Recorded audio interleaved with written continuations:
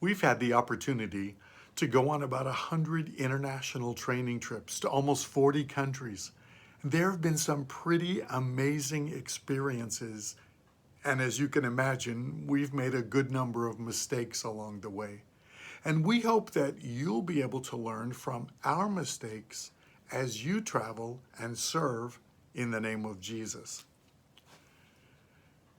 It was one of those times when you're surrounded by kids at a school program. The principal is talking to the whole group and without a translator, so I have no idea what's being said. But it was going on for a long time. A couple of the kids made eye contact with me, and of course, I had to use my face to acknowledge them, along with a big smile. One of the boys was playing with a couple of small coins, and I had an idea. This could be a good connection point. I reached into my pocket and I pulled out a US quarter. I showed it to the little guy, and his eyes got really big. I motioned, "Do you want to trade?" And immediately he took me up on the offer. He was pretty excited to have an American coin from the special guest of the day.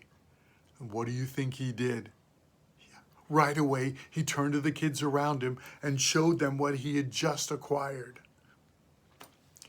Word quickly spread that the American was trading things for money.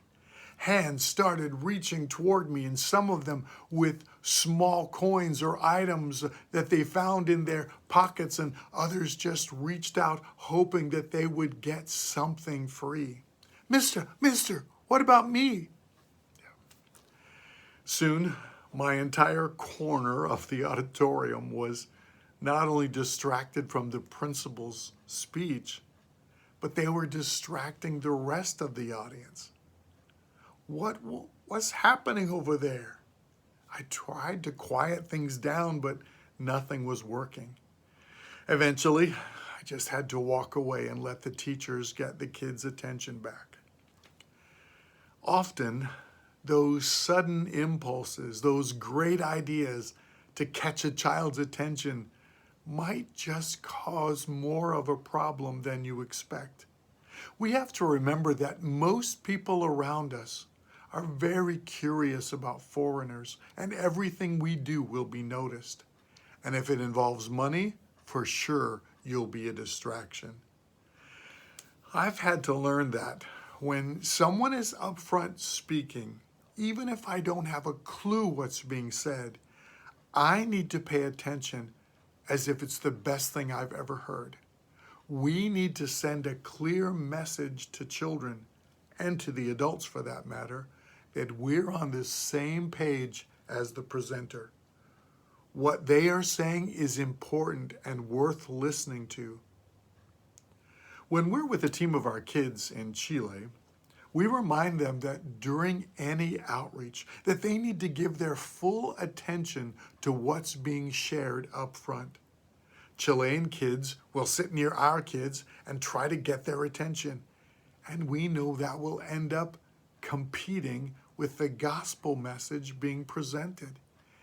If they don't understand the language of the speaker, then it's time to pray for them and the people who are listening. It's not a time to distract from the message that these kids need to hear.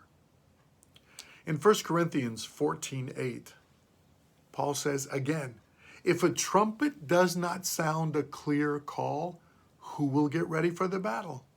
So it is with you," he says. Even though Paul is giving instructions about presenting the word during a church service, the principle is the same for us. We have to sound a clear message, and that's what's happening.